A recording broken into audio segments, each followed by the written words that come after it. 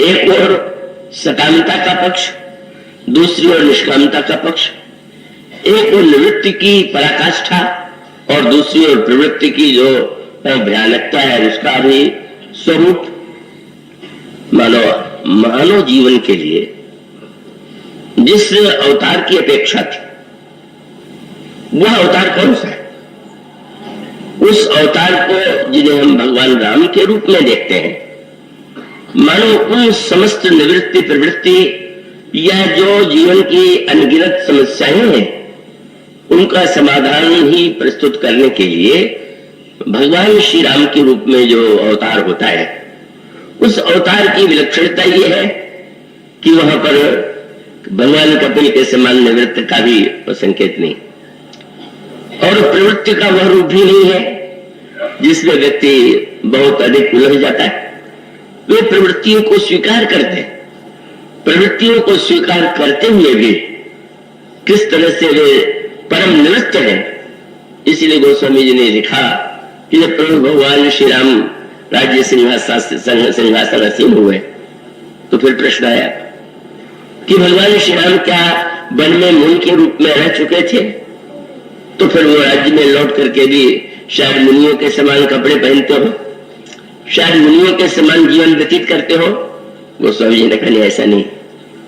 भगवान राम के लिए उन्होंने लिखा श्रुति पथ पालक धर्म धुरंधर गुणातीत और भोग पुरंदर।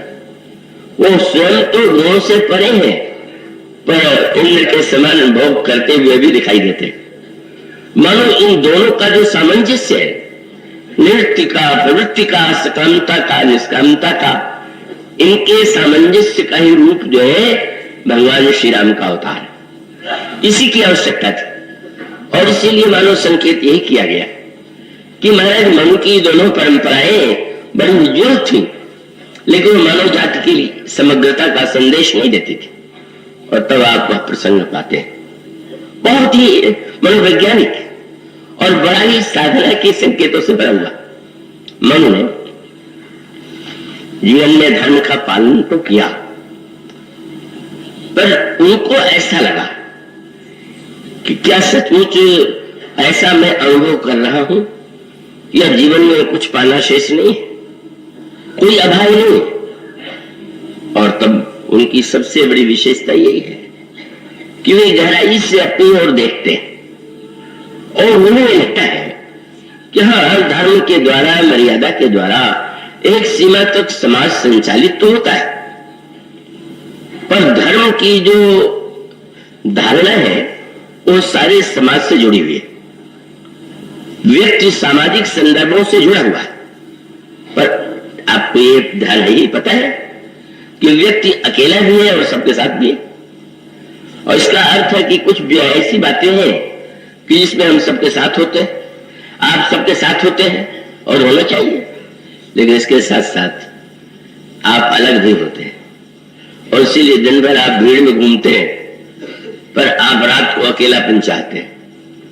दिन में आप व्यवहार करते हैं पर रात के समय उस व्यवहार से आप अपने को अलग कर लेते हैं।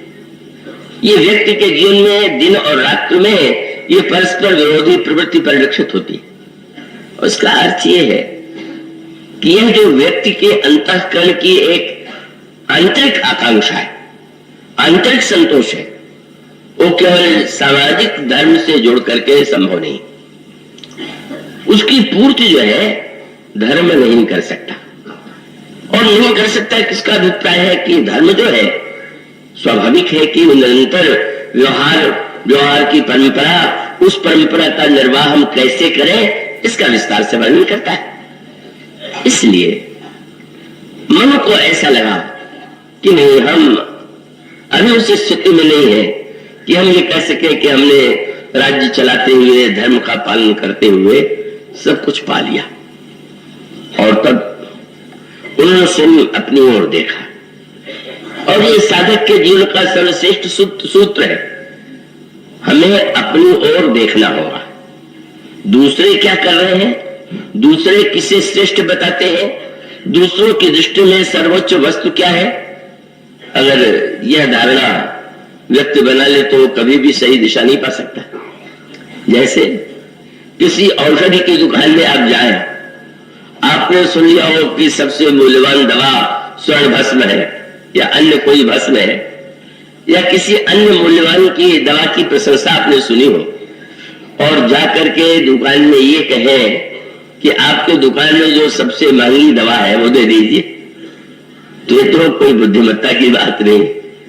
महंगी दवा महंगी हो सकती है, पर प्रश्न तो ये है कि आपको क्या रोग है, और हो सकता है आपका समाधान स्वर्ण भस्म न कर सके, कोई साधारण चूर्ण कर दे, साधारण पत्तियां कर दे। और उसका अर्थ है कि पहले तो व्यक्ति अपनी ओर देखे, अपनी समस्या को समझे और उसके बाद उसके निवारण का विचार करे। तो महाराज मनु की विशेषता